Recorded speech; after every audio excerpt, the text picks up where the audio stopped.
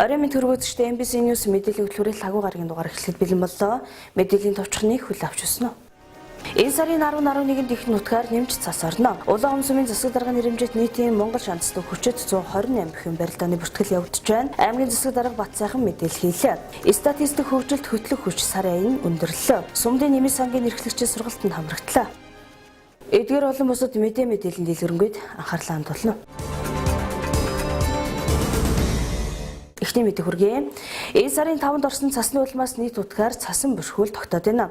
Цаашид энэ сарын 11-12-нд ихэнх нутгаар цас нэмж орох төлөвтэй байгааг Улс цаг уur орчны шинжилгээний газраас мэдээллээ. Энэ сарын 8, 10, 11-нд ихэнх нутгаар 12 нутгийн зүүн хэсгээр хурд тундас цас орно. Салхи 8, 10, 11-нд зарим газраар 7-оос 12 м/сек, нутгийн өмнөд хэсгээр 15-аас 17 м/сек хүрч цасан шуурга шуурна. Мөн 10-нд бага зэрэг дулаарх боловч бусад хугацаанд хөөдөрч удирдах нутгаар шөнөдөө 16-аас 21 хэм, өдөртөө 3-аас 8 хэм хүйтэн, бусад нутгаар шөнөдөө 10-аас 15 хэм хүйтэн байх бол өдөртөө 3 хэм хүйтнээс 2 хэм дулаан байна. 1-р 10 хоногийн дунд үе, 2-р 10 хоног, 3-р 10 хоногийн ихээр хүйтэрч удирдах нутгаар шөнөдөө 19-ээс 24 хэм, өдөртөө 10-аас 15 хэм хүйтэн, бусад нутгаар шөнөдөө 12-аас 17 хэм, өдөртөө 1-ээс 6 хэм хүйтэн байх юм байна. 1-р 10 хоногийн сүүлч 3-р 10 хоногийн дунд үе болон эцээр хүйтний ирч чангарч удирдах нутгаар шөнөдөө 28-аас 32 хэм, өдөртөө 18-аас 23 хэм хүйтэн, бусад нутгаар шөнөдөө 21-ээс 26 хэм, өдөртөө 10-аас 15 хэм хөрч хүүтрэх төлөвтэй байгаа юм байна. Энэ сард орох хурд тундасны хэмжээ нь нутгийн баруун өмнөд хэсгээр олон жилийн дунджаас ахиу бос нутгаар дунджийн орчин байх төлөвтэй байгаа юм. 1-р 10 хоногийн сүүлч 2-р 10 хоногийн ихээр ихэнх нутгаар, 3-р 10 хоногийн ихэн болон дунд үеэр зарим газраар цас орно. Салхи 3-р 10 хоногийн ихээр зарим газраар, 2-р 10 хоногийн ихэн болон дунд үе, 3-р 10 хоногийн дунд үеэр нутгийн өмнөд хэсгээр 14-аас 16 м/сек, зарим үед 20 м/сек хурч ширүүлж цасан болон шорон шуурах төлөвтэй байгаа юм а. Ойрын өдрүүдэд цагаагаар 5-ны орсон цаснаар ерөнхийдөө өвлийн цас маань орж эхэллээ. Нийт сумаар нэг 5, зарим сумдаар 1-ээс 12 см цас орсон. Түргэн сумд 10, урхтаа 13 см ороо шөнө шуураад 7 см, энэглааны мэдээгээр түргэнд 7 см, малчинд 6 см цасан бэрхшээлтэй. Бус сумаар 1-ээс 5 см цасан бэрхшээл тогтоод байна. За ингээд өнөө маргааштай болохоор өнөөдөр бас ихэнх нутаг 11-12-нд бас ихэнх нутгаар цас нэмж орохоор байгаа. Ингээд нийт нутгаар болохоор шөнөдөө 4-ээс 12 градустай агаартай, хөрсөн дээрээ хасах 5-аас 18 градустай хонжээ. Ингээд цаашд болохоор энэ сарынхаа мэдээгээр болохоор 3-р 11-ийн дунд уйл нь эцсээр хүйтний ирж чангарахаар байгаа. Уулархаг нутгаараа шөнөдөө 28-аас 32, бус нутгаараа шөнөдөө 17-аас 22 градус, өдөртөө 10-аас 15 градус гэрч хүйтэх төлөвтэй байгаа. Ингээд ерөнхийдөө энэ өвлийн цасны юу бол ингээд орж ирсэн гэж үзэж болохоор байгаа. Цаашд болохоор ер нь хүйтний ирж 3-р 10-ийн дунд үеэл нь эцсээр чангарах төлөвтэй. Бус үеэр бол яг энэ хэмжээнд шөнөдөө 10-аас 15 градус, өдөртөө 5-аас 10 градус хүйтэн байхаар байна. Олон жилийн дунджаар болохоор хурд тундасныхаа хувьд жоохон нутгийнхаа хойд хэсгээр ахиу хурд тундас орох төлөвтэй. Сар сараараа прогноз гарч байгаа 11, 12, 1 сар гээд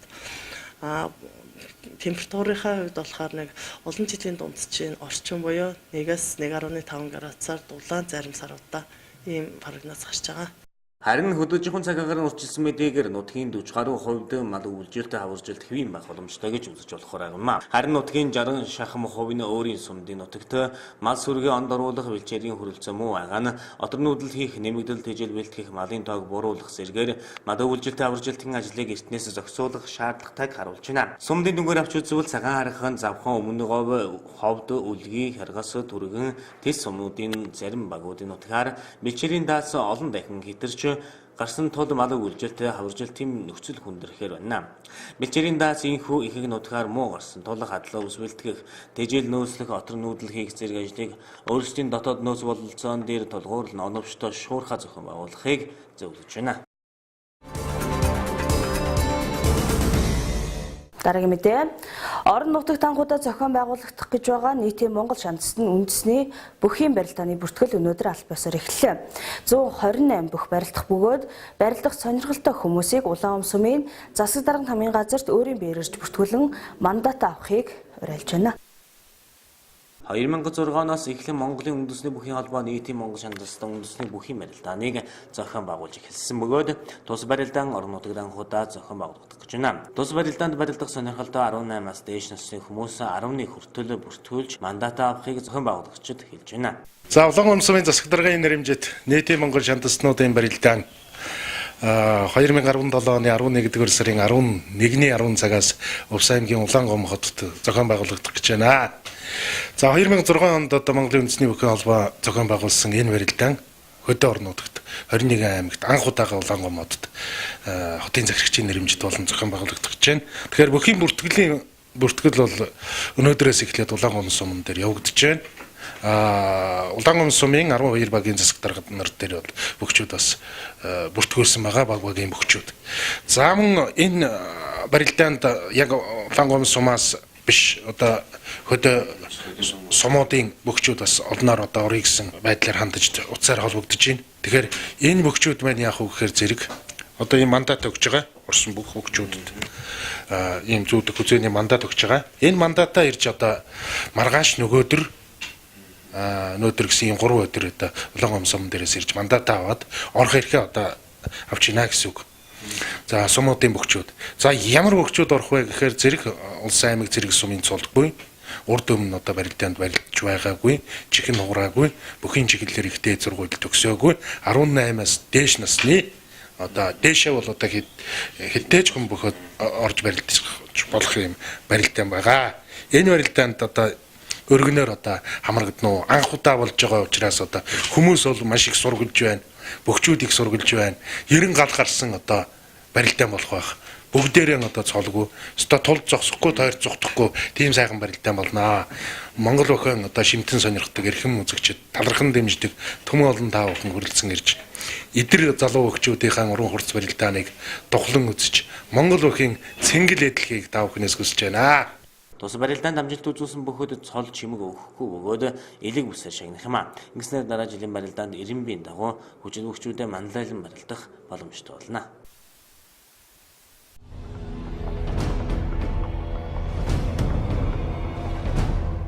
Өнөөдрөөс нутгийн баруун хэсгээр 9-нд ихэнх нутгаар ялангуяа төв зүүн аймагуудын зарим нутгаар их хэмжээний цас орж цасан шуургашуурч хөөцрөхийг онцгойлон анхааруулж байна. Энэ сарын 9-нд төв говь зүүн аймагуудын нутгаар 10-нд баруун аймагуудын нутгийн баруун хэсгээр 11-нд баруун болон төв аймагуудын нутгаар 12-нд ихэнх нутгаар цас орж цасан шуургашуурна. Салхи 9-12-нд ихэнх нутгаар 11-нд баруун аймагуудын нутгаар секундэд 14-өөс 16 м хүрч ширвэсэн 9-12-нд ихэнх нутгаар хүдэрч хангаа хүсгэл хинтийн нутгаар шөнөдөө 21-с 26 градус, өдөртөө 8-аас 13 градус, говийн бүс нутгийн өмнөд хэсгээр шөнөдөө 7-аас 12 градус хүйтэн, өдөртөө 3 градус хүйтнээс 2 градус дулаан, бусад нутгаар шөнөдөө 13-аас 18 градус, өдөртөө 1-ээс 6 градус хүйтэн байна. Бусад хугацаанд өдөртөө бага зэрэг дулаарна.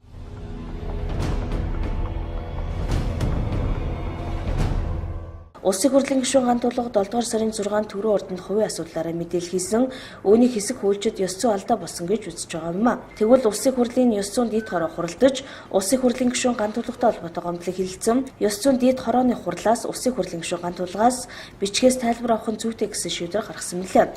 Тэгвэл улсын хурлын гишүүн ганц тулга ёс зүйн дэд хороонд бичгээр тайлбар өгчээ. Тэрээр тайлбартаа Монгол улсын их хурлын тухай хуулийн 20 дугаар зүйлгийн 5.8, 5.11 дэх заалттай нийцүүлэн гишүүний хууль зүйн эрх ашиг сонирхол нэр төрийг хамгаалан сэтгүүлчдийн асуусан асуултанд хариулсан болно. Энэ хуулиар хоригдсон ёс зүйн хэв хэмжээ зөрчсөн үйл ажиллагаа биш юм гэжээ.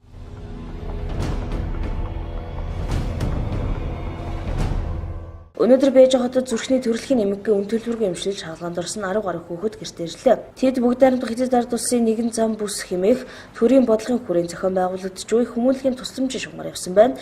Энэ үйл ажиллагаа Хэддийн улаан загалмай болон Монголын улаан загалмайн нийгэмлэг хамтран зохион байгуулсан бөгөөд хүүхдүүдийг ирэх үеэр зүрхний өвчнөр шаналж буй дараагийн хүүхдүүдэд олгох боломжийн талаар мэдээлэл хийх юм байна. Дараагийн ээлжинд 40 гаруй зүрхний эмэгтэй хүүхэд эмчилгээнд явах боломжтой болох юм байна.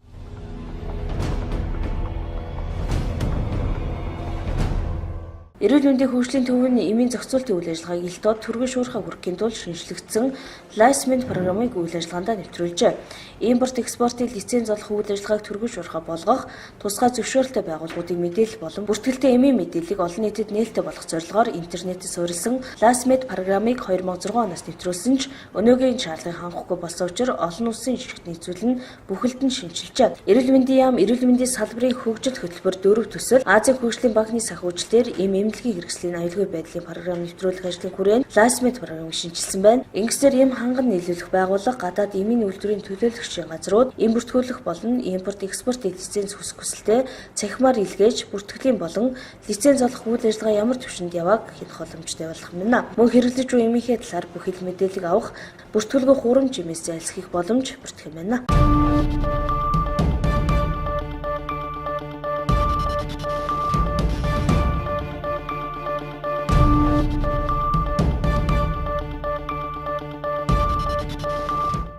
Дараагийн мэдээ өчигдөр Юмжаагийн Цэдэн балын талбай дээр усын хөгжлийн төлөө хамтдаа 50 жагсаа цуглааныг иргэд зохион байгуулсан. Энэхүү цуглаанаар аймгийн засаг дарга бат сайхныг огцрохыг шаардсан бөгөөд үүнтэй холбоотойгоор засаг дарга бат сайхан мэдээлэл хийлээ. Энэхүү мэдээллийн дэлгэрэнгүй тодруулах булангаараа хүргэж байна. За өчигдөр 11 сарын 7-нд аймгийн иргэдийн хурлын төлөөлөгч Цэвэний Батулд бас чагсаал цуглаан зохион байгууллаа. За энэ цуглаанд манай аймгийн 200 гаруй иргэд оролцох шиг боллоо. За тэгээд ерөнхийдөө нэг 10 орчим хүмүүс үг хэлж санал гаргалаа. Тэгээд бид нэр Монгол улсын үндсэн хуулиар чагсаал цуглаан хийх, үг хэлээ, санал бодлоо чөлөөтөө илэрхийлэх ийм асуудал бол нээлттэй учраас бид нэр энэ чагсаал хийсэн, за үг хэлсэн хүмүүсийн санал бодлыг бол бас хүндэтгэлтэйгээр хүлээж авч байна. Иргэн хүн саналаа хэлж гин гэдэг үүднээс нь хүндэтгэлтэйгээр хүлээж авч байна. За ерөнхийдөө тэр үг хэлж байгаа хүмүүсийг биднэрт хэд хэдэн шаардлага тавьж илээ. Аймгийн засаг дарга бат сайхан гарч ирж одоо хамт олонтойгоо засаг даргын гэлцийн дарга нартайгаа гарч ирж үгээ хэлгэсэн.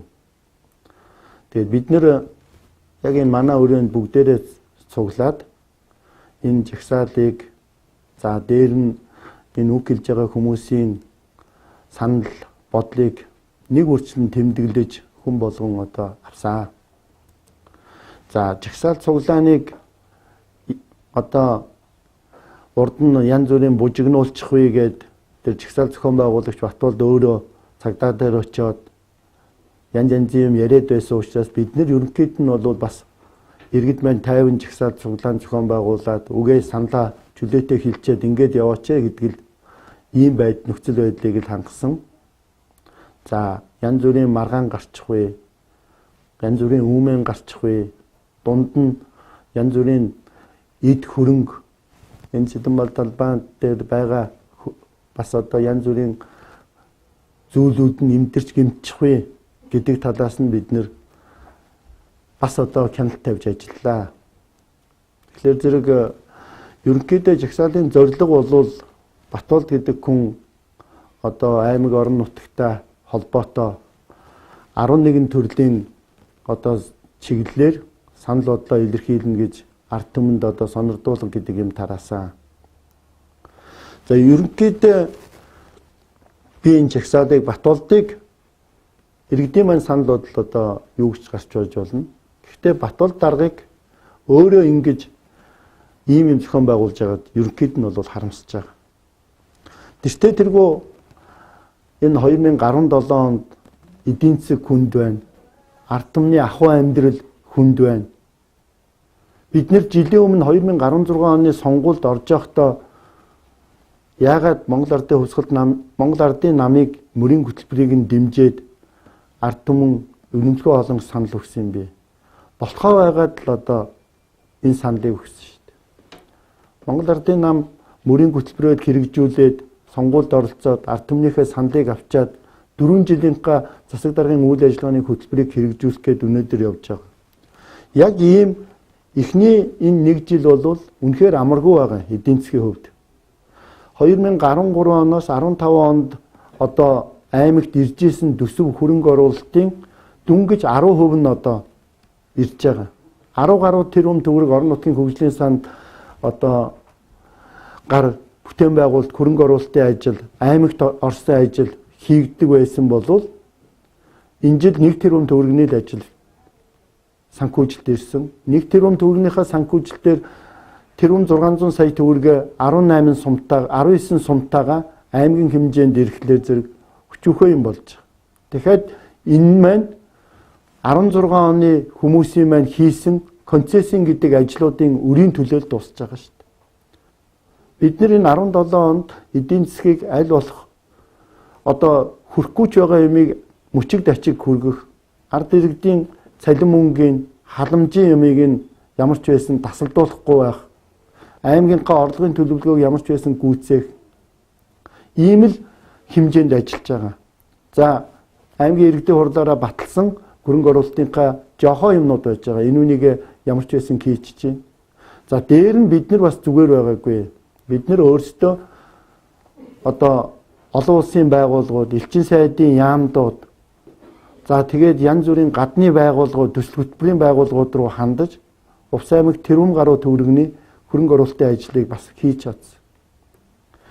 Яг иймэрхүү нөхцөл байдал байж хахад ард иргэдийнхаа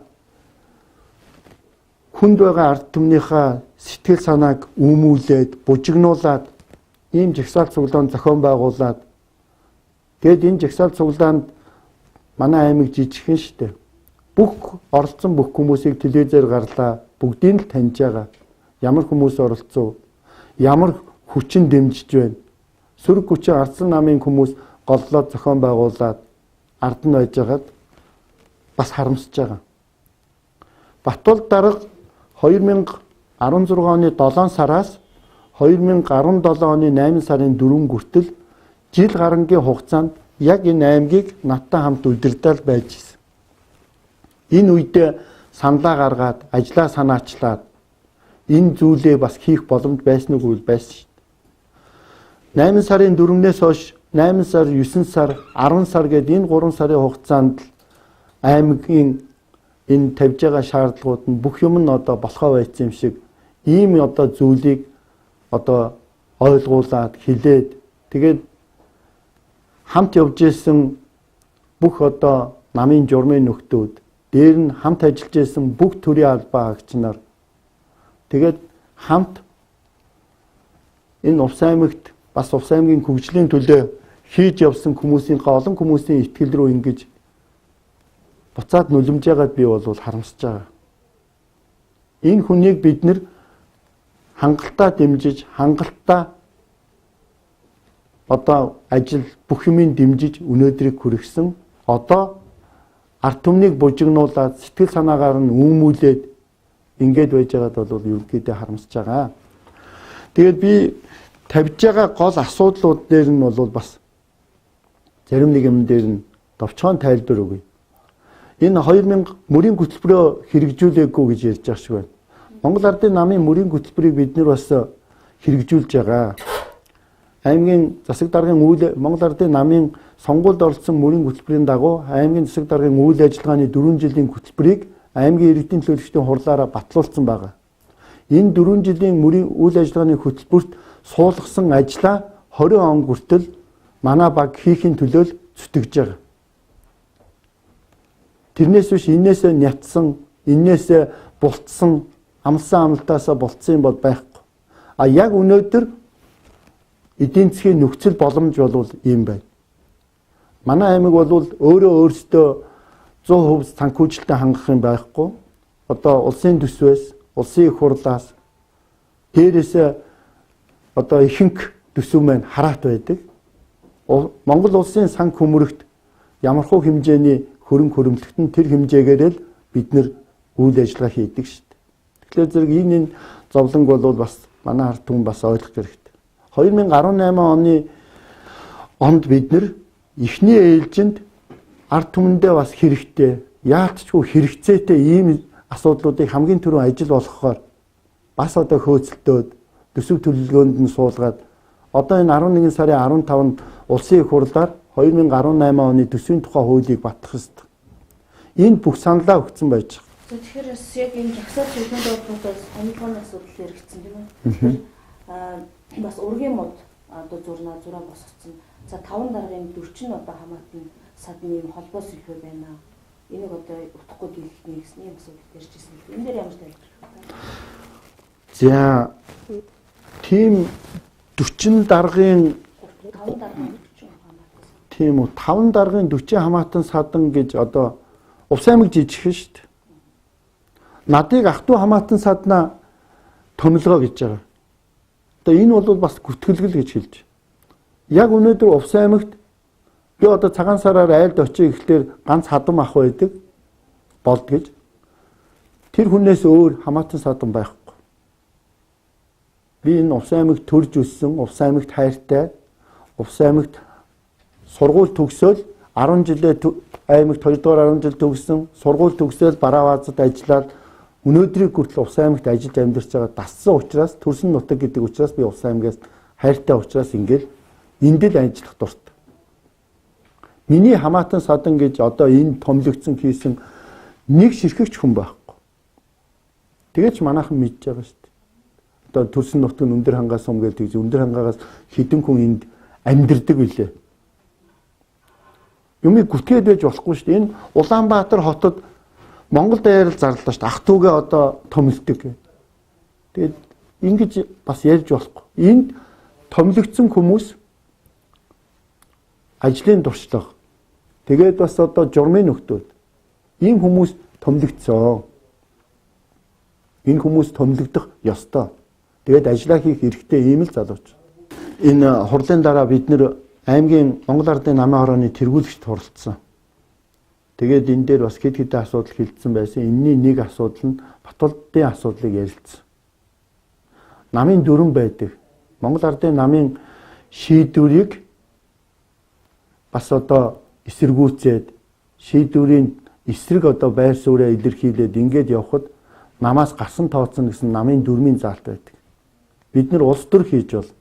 Гэхдээ бас Монгол Ардын нам гэсэн өнөөдрийн үндсэн хуулиар бусад одоо улс төрийн намуудын тухай хуулиар бас одоо дүрмтэй журамтай байдаг.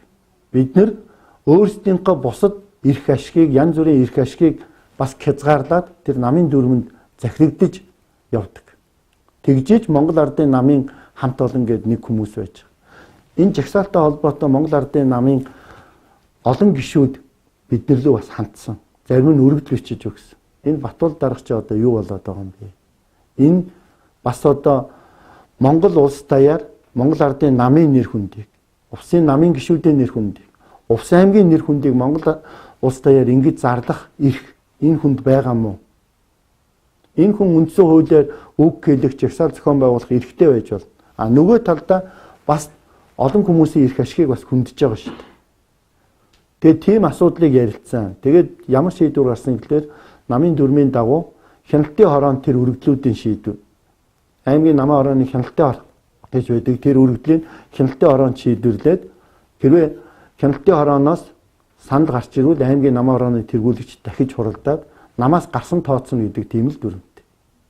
Тэгээд энэ шийдвэр бол одоо хараахан яригдж байгаа. Бид нар тэр ирсэн өргөдлүүдийн хяналтын хороондоо шилжүүлсэн. Тэгэхээр бас даншигтай холбоотой асуудлууд нөлөөтэй юм жагсаал зөвхөн байна. Тэгэхээр даншиг наадмыг одоо Баян-Улгийн аймаг зохион байгуулах гэжсэнийг Бат сайхан дарга одоо аймагт авчирсан. Тэгмээ зарим иргэдийн зүгээс бол энэ мөнгөт гэж авчирсан уу? Энийг яагаад одоо аймагт зохион байгуулах болсон юм бэ? Баян-Улгийн аймаг зохион байгуулахгүй яасан гэсэн иргэдийн саналаас нийтэд ирж ирсэн. Монгол улсын ерөнхийлөгчийн зарилгаар ханххийн уулыг төрийн дахилгатай болгосон. 2007 оны 7 сарын 28-нд инквайр ерөнхийлөгчийн зарилгаар төрийн дахилгатай 8 уулыг зарласан байдаг. Увс аймгаас ханххийн уул, дээр нь одоо өмнө говийн бас ханххий. Тэгээд энэ хоёр уул бол гэхдээ энэ бол өмнө говийн ховд аймаг, Увс аймаг хоёрын зааг дээр байж байгаа алтан хөхий уул. Тэгэхээр зэрэг энэ хоёр уулыг төрийн дахилгатай гэдэг. Тэгээд 4 жилд нэг удаа тахидаг байсан. 2008 онд инквайр ерөнхийлөгч тагсан. 2012 онд элбэг дорж ерөнхийлөгч тагсан. Элбэг дорж ерөнхийлөгч зарлиг гаргаад уг нь 16 онд энэ дахидлага явагдана гэж хэлснийг 17 онд дахина гэд зарлиг гаргацсан. Өөрөөр хэлбэл Монгол улсын ерөнхийлөгчийн зарлагтай энэ хангахын хайрхныг дахих ийм дахилгын ёслол болдог. Тэгээд энэ Монголын зан уламжлалт зан үйл шүү дээ. Уул аваагаа дахих. Тэр дундаа ерөнхийлөгчийн зарилгаар Монгол улсын хэмжээнд 8хан ширхэг уул дахидгийн нэг нь хангахын бол. Энэ бол бас Увс аймгийн одоо нийт ард иргэдийн бас нэг бахархалт зан үйл байдаг. Монгол хүн байх уу бас одоо шүтдэг, байгаль дэлхийгээ шүтэж амьдэрдэг ийм л ард түмэн. Зөвхөн Увсынхан төдийгүй энэ Монгол улсын хэмжээний бүх хүмүүсийн хайрханд одоо залбирах, шүтэх ийм ажлыг зохион байгуулдаг. Жил болгон энэ дахилгаар нь 8 онд ч тэр 12 онд ч тэр морины уралдаан наадам, дахилгын наадам гэж хийдэг. Тэгэхээр зэрэг бид нар юу гэж шийдвэр гаргасан юм гэхээр нэг сумаар хоёр туулаа буутчихъя л гэсэн. Нэгэнт энэ хангахын хайрхныг дахих баяр наадам зохион байгуулах юм бол баруун бүсийн хурдан морины уралдааныг давхар хийчих. Тэгээд 2017 оны энэ төрийн дахилгыг бид нар бас нэг аятайхан шиг зохион байгуулалтаа бас Увс аймаг орон нутгаа сурталчлаад дээр нь Увс аймгийн аялал жуулчлалын жилийн хүрээнд ийм юмыг том ажлыг зохион байгуулчих л гэж бодсон. Тэрнээс биш баян үйлдгийг зохион байгуулж байгаа юмыг ашиг олох гэж наадам хийдэг. Энд 30 гаруй мянган хүн цуглаад зохион байгуулалтын хувьд бас арай өөр сайхан наадам боллоо гэж хүн болгон л надад баяр хүргэсэн шин. Ганцхан Батуулдад таалагддаг юм болов эс болж байна. Увсын ард түмэн ч гэсэн бас энэ дээр их л омогшсон. Улаанбаатар хотод ажиллаж амьдарч байгаа бүх хүмүүс ТV-сээр бүх одоо наадмын зохион наадам үзлээ их сайхан боллоо, нутагтаа очиод ирсэн юм шиг боллоо гэж хүн болгон л одоо ярьж ирсэн. Захиргааны цагдаагийн газраас шалгаад энэ хүн согтуурсан байна. Энэ хүн бас агсам тавьсан байна. Аймгийн засаг дарга руугаа арх уучаад салаавч гаргасан байна. Энэ бүх юмыг нотлсон. Тэгээд нотлоод захиргааны зөрчлийн тухай хуулиар 100 мянган төгрөгөөр торгосон. Тэгэхээр зэрэг шүүхэд одоо энэ танхаараагүй. Би арх уугаагүй гэдэг ийм юм тавьсан. Тэгсэн шүүхийн шийдвэр гаргаад тэр 100 мянган зөрчлийн тухай хуулиар торгосон торгуулийг хүчингүй болгосон байл. Гэхдээ шүүхийн шийдвэр гаргахын тулд үндслэг хэсэгт нь Цэ Батуулд нь согтууруулах хундааны зүйл хэрэгэлсэн үедээ хохирогч Батсайхантай олон нийтийн газар маргалдаж гэдэг нь нотлох баримтаар авчихсан. Шүүх. Маш олон хүний гэрч байж байгаа. Тэнд цагдаагийн газрын бие бүрэлдэхүүн бүгд хараа зогсчихсэн. Арх уугаад, агсам тавиад, орилоод, Батсайханыгаа доромжлоод, амруун салаавч үгээд ингээд байж байгааг бүгд харж ирсэн. Тэгж яхад энэ бүх хүмүүсийг надыг гүжилдэж гинэ. Надыг согтуу гэж одоо хуулийн ажилтнууд худлаа хэлж гинэ гэж ярьж байгаа. Тэгээд одоо тэр 100 мянган төгрөгийн хүчингү болгосон ч гэсэн энэ үйлдэл нь бол нотлох баримт болсон гэд шүүхийн шийдвэр гаргахлаар зэрэг энэ шүүгчийн шийдвэрийг дахиад дав заалцсан. Надыг согтууруулах хундааны зүйл хэрэгэлсэн үедээ гэд шүүхтэр нотлох баримтаар авчижээ. Одоо энэ үнийг би энэ шүүх согтууруулах хундааны зүйл хэрэглээгүй байсан үедээ гэж оруулна. Гэт одоо шүүх тандцсан байгаа. Одоо давгчдны шүүхт одоо тэгээд энэ шүүх нь хор дээр хуралдах юм гэсэн. Дээр нь би одоо хууль усаар одоо халагдсан. Одоо надыг арх уугаагүй байхад Батсайхан шудраг хүнийг ажлаас салчлаа. Гэт захиргааны иргэн шүүхт өгсөн байгаа. Энэ шүүх хурал нь бас одоо хугацаагаараа өнөөдөр болох ёстой байсан бас хойшилж байгаа баг. Нэмж баахан хүмүүс одоо гэрчийн мэдүүлэг авсан байлээ. Тэр хүмүүсэнд Батболд огт арх уугаагүй гэсэн 2 3 найзууд нь мэдүүлэг өгсөн гэж ярьж байна. Тэгээ шүүх одоо энэ шийдвэрийг үнэлэх байлгүй. Одоо тэгэхээр зэрэг тэнд энэ шүүхийн нотлох баримтанд авсан цагдаагийн чагсаалын өмнө арх уугаа согтуураа танхаараад байсан юм уу? 40 гаруй цагдаа чагсажсэнийг би харж байсан. Тэгээд аймгийн хурлын дарга ч гэсэн бас арх ууцсан агсан тавьсан явж ирснийг хараад байж. Тэгээд энэ бүх хүмүүс бүгд л одоо Батуулдыг гүжилдээд байж байгаа л болж таарах юм шиг байна. Өөрөөр хэлбэл бас ингээд жагсаад цуглаан хийгээд миний зүгээд ингээд хашгираад байна гэдэг чинь энэ хүний л одоо зүйл болно гэж болчдөг юм байл гэдэг. Жагсаал хийхлээр. Тэгэхээр зэрэг ийм юмнууд Жаахан кирээсгдсэн гэдгийг л би хэлэхээ гэж бодож байна. Дараагийн мэдээ. Аймгийн засаг дарганд иргэдэх статистикийн хэлцээс өнгөрөх 10 дугаар сарын 11-ээс 11 дугаар сарын 11-ний хүртэл статистик хөгжилд хөтлөх хүч сарын аяныг зохион байгуулж, олон талд арга хэмжээнүүдийг зохион байгуулсан.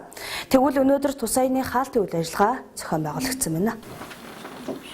Монгол улсад статистикийн алба үүсч хөгжсөний 93 жилийн ойн баярын тохиолдуулан жилийн ажлын төлөвлөгөөний дагуу статистикийн хэлцээс статистик мэдээллийн ашиглалт болон түүний хэрэглэг нэмэгдүүлэх статистик хөгжилд хөтлөх хүч сарын аяныг зохион байгуулж өндөрлөө. Тус аян нь улс бүс аймаг сум багийн төвшөндөө олон улсын аргачлалаар боловсруулан бэлтгэж гаргаж байгаа статистик мэдээллийн ашиглалт болон хэрэглэг эрчимтэй нэмэгдүүлж статистикийн салбарын үйл ажиллагааг ард иргэдэд сурталчлах статистикийн боловсролыг статистик мэдээллийн ач холбогдол таниулах, аймгийн бодлого боловсруулагчид цахим орчноос статистик мэдээллийн хурдан шуурхай авах чадварыг сайжруулах, хэрэглэгчдийг нэмэгдүүлэх зорилготой байна. Тус аяны хүрээнд Увс аймгийн удирдлагууд засаг даргын тамирын газрын хилтэс агентлаг, төвсийн байгууллага болон сумдын засаг даргын тамирын газар, аж ахуйн нэгж байгууллагуудын нийт ажилтны албан хаагч ихтэй ерөнхий боловсролын сургуулийн оюутан сурагчид болон статистик мэдээллийн хэрэглэгч нарыг хамруулан 15 төрлийн ажлыг хийж хэрэгжүүлснээ өнөөдөр тайлбарлалаа. Аяныхаа хүрээнд бол одоо яг бодлогын агентлагууд, хөдөө аж ахуйн газар, хүүхэд гэр бүл хөгжил залуучуудын газар, мөн эрүүл мэндийн газар, боловсрол соёлын газар гэх мэтчлэн одоо төрийн байгууллагууд дээр бол одоо сургалтуудыг зохион байгуулсан. За мөн дээрээс нь суманд бол одоо аймгийн 7 суманд малчин тест 100%, ховд баруун туран гэх мэтлийн сумдад одоо хурц одоо яг тухайн сумын маань одоо нийгмийн эдийн засгийн байдал ямар байгаа юм бэ гэдэг тусгаад одоо танилцуулгыг бэлтгэж одоо сумын хэрэглэгчдийг мэдээлэлээр хангаж ажилласан байгаа.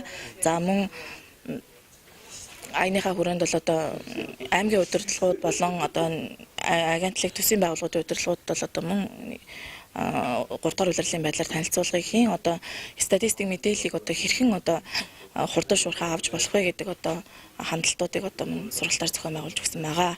За тэгээд ер нь бол аяны хүрээнд маань одоо яг статистикийн хамт олноос бол одоо хурц статистикийн хамт олонны мэрэгчлэнгүүд маань одоо хамт хурц ажилласан хэрэглэгчдийн тоо маань бол одоо яг энэ сарын хугацаанд 2150 иргэнд одоо хурц сургалт семинар сурагчдад одоо боловсрол олгох хичээлийг одоо зохион байгуулж одоо хурц ажилласан байгаа. За манай статистикийн байгууллагаас одоо сарын дундаж одоо хэрэглэгчдийн тоо бол одоо 400 байдаг. Энэ сарын аяны одоо зохион байгуулсны одоо үр дүнгээр бол одоо сарын хэрэглэгчдийн тоо маань бол одоо 5 дахин өссөн үзүүлэлтийг бол гаргасан байгаа. За тэгээд энэ аяныхаа хүрээгээр одоо статистик мэдээллийн одоо сурчилснаар одоо багийн засаг дарга нар маань мөн 6932 өрхийн мэдээллийг бол мөн шинжилж ухаан өрхийн мэдээллийн сангаа бол 20-од иргэнд бол мэдээллийг бол шинжилж авсан байгаа. Тус аяны нь 10 сарын 11-ээс 11 сарын 11-ний хооронд өгсөн бөгөөд Ихдэд сургуулийн оюутан болон ерөнхий боловсролын сургуулийн төгсгөнгийн сурагч нарт аяны сэдвт эссе бичлэгийн уралдаанд зарласан юм. Тэгвэл шилдэг эссений эздэд шагналыг гадуулна өглөө. Мөн аймгийн 93 багийн засаг дарга нарын дунд тусгай хөтөлбөрийн дагуу уралдааныг зарлаж дүгнсэн байна. Шилдэг багийн даргаар Улаангом сумын 3 дуургийн засаг дарга Болдбаатар шаардлагарсан байна. Өдөр тутамд статистик мэдээллийг ашиглаж тэгээд статистик мэдээлэл маань хүн бүхэндээ бол үнэн зөвөөр цаг тасралтгүйгээр хүрэх нь бол маш зүйтэй зүйл гэдгийг хэлмээр байна. Тэгээд статистик мэдээллийг үргэлж амьдрал ахуйдаа ашиглаж хэрэглэж байгаарай гэж хүмүүстээ зөвлөё. Багийн одоо онцлогийг бас 1200 өрхтөө 4000 одоогийн намтай нэлээд тийм баг байгаа. Аяны хүрээнд бол энэсэндээ алуун газруудад бас алуун доод хөрвүүлж алуун газруудаа илж байгаа албан хаагчдын бүртөө судалгаа авч одоо баяжуулалт хийх баазыг бэхжүүлэх тал дээр бол нэлээд анхаарч ажилласан. Мөн статистикийн одоо хэлцээс тухайн одоо багийн засаг дарга нар болон одоо статистик хариуцсан мэрэгжлэнгуудаа нэлээд ойлголт байж хамтарч ажиллалаа. Аян хүрээнд бол багийнхаа одоо ард иргэдийн нөхөхийн судалгаанд бол нэлээд баяжуулалт хийж бүртгэл хийгдсэн байгаа. Статистик хөгжил хөтлөгч хүч сарын аяны амжилттай зохион байгуулснаар улсын хэмжээний бүхий л статистик мэдээллийг бодлогын газрууд хэрэглэгч нар цахим орчноос цаг хугацаа алдахгүй хүссэн мэдээллээ хүссэн загвараар авдаг чадвар сайжрах, ард иргэд статистик мэдээллийн ач холбогдол, статистикийн салбарын үйл ажиллагаа, статистикийн боловсролтой болох мөн дүүжлэн статистик мэдээллийн хэрэглэгчдийн тоо нэмэгдэх юм байна.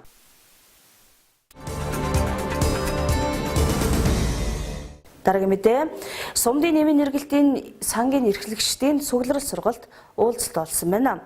Энэ үеэр 2018 оны эмийн захиалга өгснөөс гадна 4-р сараас 10-р сар хүртэл үргэлжилсэн антибиотикийн хэрэглээг багасгах аяны үр дүнг хэлэлцсэн байна. Сумдын эмийн эргэлтийн сангийн эрхлэгчид сургалтанд амраглаа. Сургалтын зорилго нь эмийн эргэлтийн санд орон нутгийн цаг агартны онцлог тохирсон эмийн нөөцийг нэмэгдүүлэх талаар ярилцлаа. Энэ нь юу хэлж байна вэ гэвэл тухайн нэм хадгалалт тээвэрлэлтэнд тэсвэртэй үнийн хувьд ард иргэдийн худалдаа авах чадвартай тохирохуйц байх шаардлагатай байна. Үүнээс гадна чимээгүй тахалбалаад байгаа антибиотикийн хэрэглээг бууруулах аяны үр дүн хэлэлцлээ. За энэхүү сургалтын зорилго болохоор 2018 онд одоо шаардлагатай эмнэлгийн хэрэгслийг захиалга бол одоо аймаг даяараа явагдаж байгаа. Нэгдсэн эмнэлэг, сумдын эмнэлэг, эмийн эргэлтийн сан гэсэн ийм 3 субъект бол захиалга хийдэг байгаа. Энэхүү захиалгад одоо чанарын баталгаатай үйлдлийн өндөр идэвхтэй, боломжийн үнэтэй, хөдөө орон нутагт бол нэмэлтийн тусламжийн аль шатанд хэрэглэж болох хугацаа тийм эмнэлгийн хэрэгсэл, ариутгын бодис, туслах материалуудыг бол захиалах ёстой. За энэний захиалга бол хэрхэн хийх вэ? За хэдэн багцаар яаж хийх вэ? Энийг одоо хийхдээ бид нар бас эмийнхаа сонголтыг бол одоо нэлийн сайн судалгаан дээр үндэслэж өвчлөлөө судлаад дээр нь болохоор хууль эрх зүйдээ нийцсэн улсын бүртгэгдсэн чанарын баталгаатай энэ эмнэлгийн хэрэгслийг захиалга учраас энэ талаар нь сургалтуудыг өгж байна. За хоёрдугаарт нь болохоор 4 сараас 10 сарын 20 хүртэл бид нар антибиотикийн даслал сэргийлээ, эмийн зөвсөлт хэрэглээ төлөвшүүлээ гэсэн 6 сарын аян зарлаад аяныхаа тайлангуудыг одоо энд тавьж байна. Одоо өдөөс хойш бүх эмийн сангууд энэ талаар хийсэн аяныхаа тайлан тавина. 3 дугаарт нь эмийн эргэлтийн сангийн асуудал бол саяхан аймгийн застрын зөвлөлөөр орсон. За ингээд застрын зөвлөлөөс өгсөн үүрэг чиглэлүүдийн дагуу одоо эмийн эргэлтийн сан хэрхэн ажиллах вэ? Санхүүгийн хувьд ямар үйл ажиллагааг зохион байгуулах гэсэн асуудлуудаа ярилцаад нийт сумын эмийн эргэлтийн сангийн асуудал гэх юм бол ихэнх эмийн сангууд бол байрны асуудал маш чухал байдаг. Тэгээд халуалтын асуудал бас тийм тулгымцсан асуудал болоод байгаа. Сумдын нэмийн эргэлтийн сангуудад тулгамдж байгаа асуудал эрүүл мэндийн даатгалын сангаас өнгөлтийн үнээр олгодог эмийн төсөв бага байдгаас иргэдэд төдийлөн хүртээмжтэй байж чадахгүй байна. Тариалан сумын эмийн эргэлтийн санд жилдээр дунджаар 7 сая гаруй төгрөгийн төсөв өгдөг бөгөөд сард 620 мянган төгрөгийн нэмийг хөнгөлтийн үнээр олгодог нь хангалтгүй байгаа юм байна.